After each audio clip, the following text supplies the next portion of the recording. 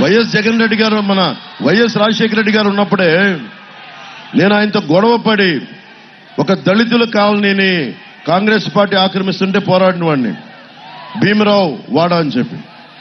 దానికోసం పోరాటం చేస్తే వాళ్ళు అన్నా, గట్టిగా అన్నా, ప్రభుత్వం వాళ్ళదే వచ్చింది, నేను ఎక్కడికి పారిపోలా, హైదరాబాద్లోనే ఉన్నా.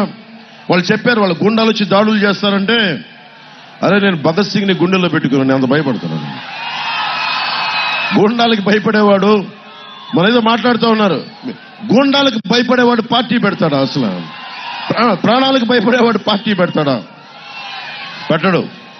నేను బతికున్నంత వరకు, నా శ్వాస ఉన్నంత వరకు, నా శరీరంలో ఆఖరి శ్వాస వరకు జనసేన పార్టీ నుంచి నా ప్రజాస్వామ్యం, నా మాతృభూమి, నా నేల, మన తెలుగు రాష్ట్రాలు, తెలంగాణ, మన ఆంధ్రప్రదేశ్, వీటికి నిలబడటానికి నేను ఉన్నాను ఇక్కడ.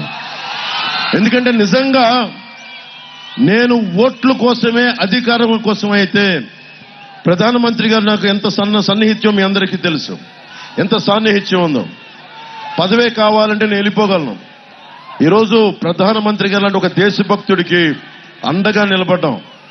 ఇన్ని లక్షల మందికి, ఇన్ని కోట్ల మందికి వారికి సందేశాన్ని అందరికీ వినిపించాను ప్రధానమంత్రి గారిది. అంత అండగా నిలబడ్డాను. ఈరోజు నేను మిమ్మల్ని కోరుకుంటున్నది ఒకటే, మీ భవిష్యత్తుకి ప్రతి ఒక్కరూ ఆలోచించి ఆలోచించి ఓటేయండి. ఎందుకంటే నీకు తిట్టడానికి ఏం లేదు ఇంకా నా దగ్గర. చంద్రశేఖర్ రెడ్డిని ఎన్నిసార్లు తిట్టను మీకు తెలియదా?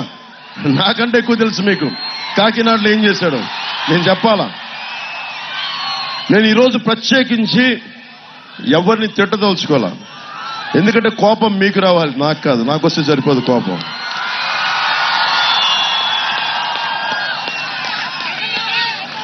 కోపం నాకు వస్తే సరిపోదు, మీకు రావాలి. మీకు అన్యాయం జరుగుతుందా లేదా మీరు ఆలోచించుకోవాలి. ల్యాండ్ టైటిలింగ్ యాక్ట్ ఉంది, మీరు ఆలోచించండి. మన పాస్ పుస్తకాల మీదేమో జగన్ ఫోటో కావాలి. ఎవరు ఎలాంటి వ్యక్తి ఇతను దేశం వదిలి వెళ్ళడానికి కోర్టు పర్మిషన్ తీసుకునే ఒక నేరస్తుడు మన ఆస్తి పత్రాల మీద అతని ఫోటోలు కావాలి. మన సరిహద్దు రాళ్ల మీద ఒక దేశాన్ని వదిలి వెళ్ళడానికి పర్మిషన్ తీసుకుంటాడు ఈ వ్యక్తి. 39 కేసులు, 40 పైగా కేసులు ఉన్న వ్యక్తి, అతను ముఖ్యమంత్రి.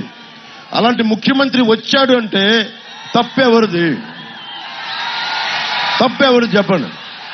మనది. ఎందుకంటే మనం భయపడతాం. 151 మంది ఎమ్మెల్యేలకు భయపడుతున్నాం మనం, 5 కోట్ల మంది ప్రజలు. ఆఫ్టర్ ఆల్ చంద్రశేఖర్ రెడ్డి ఒక మామూలు మనిషి. After all Chandrashekar Reddy. దేనికి భయపడాలి మీరు? దేనికి భయపడాలి? ఒక్కళ్ళు తలుచుకుంటే, ఒక ఆడబిడ్డ తలుచుకుంటే ఇలాంటి గూండాలు ఒక్క మొత్తం మనకి ఝాన్సీ లక్ష్మీబాయి లాగా ఒక్క వేరే ఇక్కడున్న ఆడపడుచు అనుకుంటే గుండాలు పారిపోతారు.